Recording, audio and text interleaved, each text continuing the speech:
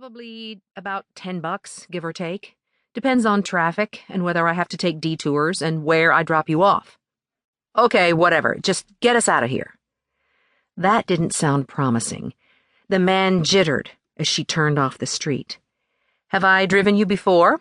She asked, glancing at the girl in her rearview mirror. You didn't call through the agency. Yeah, you drove me once. A few months ago, you picked me up when my boyfriend ditched me. I still had your card in my purse. Not too many chicks driving cabs. Yes, she recognized the girl who had run out in front of her cab when Holly was following a subject. She'd had no choice but to give her a ride.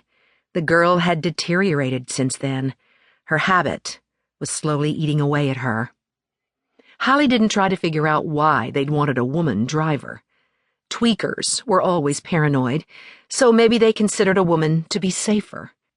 Relieved to be out of that neighborhood, she breathed easier and pulled onto a road where businesses had long ago closed. She would be glad when she got back onto more populated streets.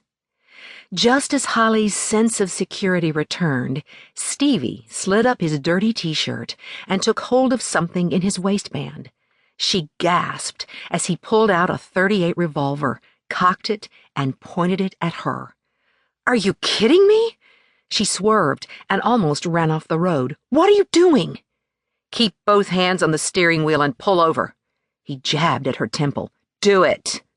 That would make as much sense as driving off a bridge.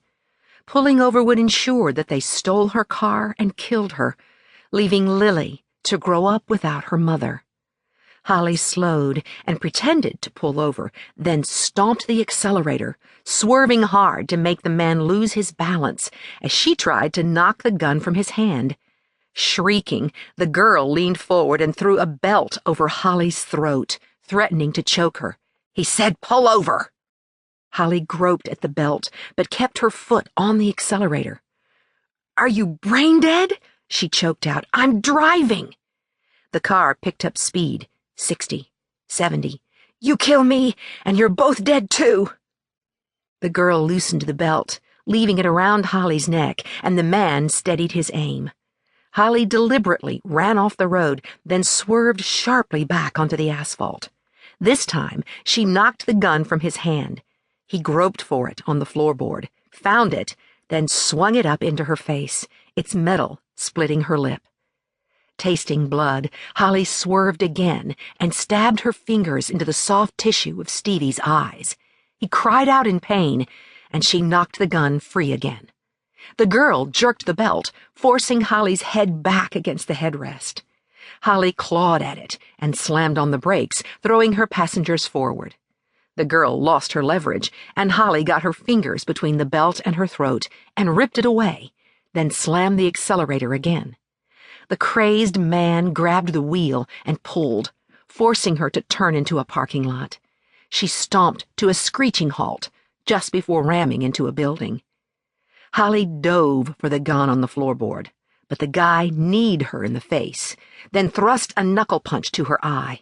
Recoiling, she tried to grab the gun, but he came up with his finger on the trigger. Give me your cash, all of it, he shouted. I don't have any. She lied.